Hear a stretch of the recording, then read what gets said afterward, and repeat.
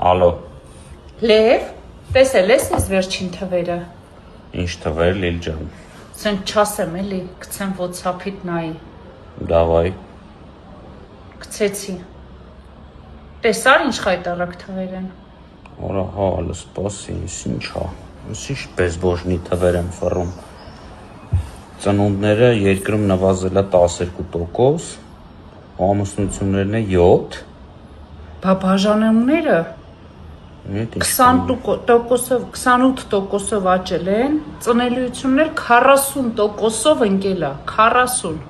ուժս։ Հա դե բա ինչ է զարմանում Լիլ ջան, սրանք ինչ են արել, որ այսքան ժամանակ մենակ խոսում են, ասֆալտ են փռում, եսի ինչ են անում, տողում համար, եթե մարդ չի ապրելու, չի օգտվելու։ Երեխա չի ծնվում, ով այդ դպրոցը Թողում են ժողովուրդը գնում են ստեղից, նարկոտիկներն ա շատացել, մի խոսես բաների մասին։ Բայց մի բան պետք է արվի սրա դեմ Լև։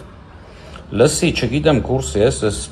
ազգային վերածնունդի հիմնադրամ կա, ուժեղ Հայաստանն է առաջարկում։ Չէ։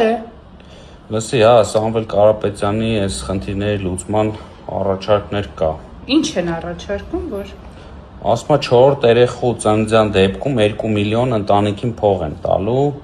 իսկ 5-րդին է բնակարան։ 5-րդին էլ բնակարան։ Հա։ Հա։ Դաժե ես կարող եմ 5-րդ ունենամ։ Դե էսա միակ տարբերակը երկիրը էս ու այս խնդիրը լուծել է, էսա էլի։ Եթե 300,000 աշխատատեղ է ստեղծվի, 20,000 հատ մաչելի բնակարան է լինի, ասա այս հարցերը լրիվ Էլխի պետք է մարդիկ երկրից գնան։ Այո, գնա, ծնելիությունն է կաճի, ջահելներն է կօգտվեն։